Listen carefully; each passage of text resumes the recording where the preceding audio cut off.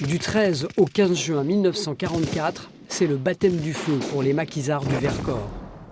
À Saint-Nizier-du-Moucherotte, la résistance tient sa position au prix de 23 tués.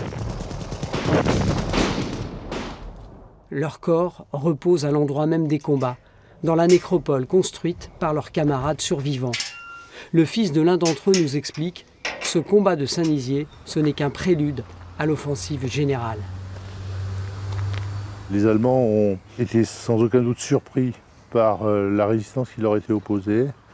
Et c'est aussi un élément qui les a peut-être amenés à surestimer la puissance réelle de la résistance du Vercors et donc à déployer finalement une opération combinée extrêmement lourde, la plus grande opération conduite en Europe occidentale contre un maquis.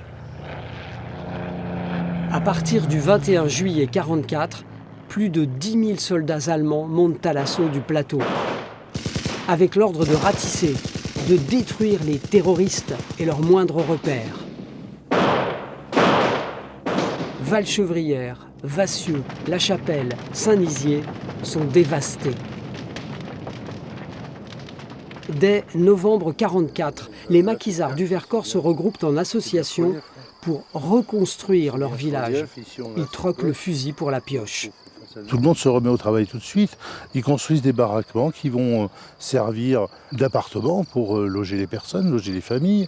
Ils vont reconstruire des baraquements qui vont servir d'école, qui vont servir d'épicerie, qui vont servir de mairie, qui vont servir de presbytère. Il faut tout recréer. Il faut tout recréer, tout réinventer. Toute cette histoire, l'association des pionniers du Vercors la met aujourd'hui à votre disposition sur son site internet.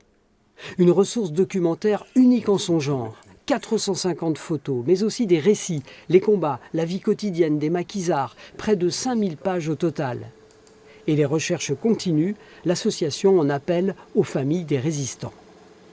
Vous avez dans vos armoires, dans le fond du tiroir, une photo, deux photos, un papier, un récit, un carnet. Ne laissez pas perdre cela parce que c'est la mémoire collective, c'est pas seulement la mémoire d'une famille qui s'en va, mais c'est la mémoire collective et c'est un outil historique, c'est un outil scientifique.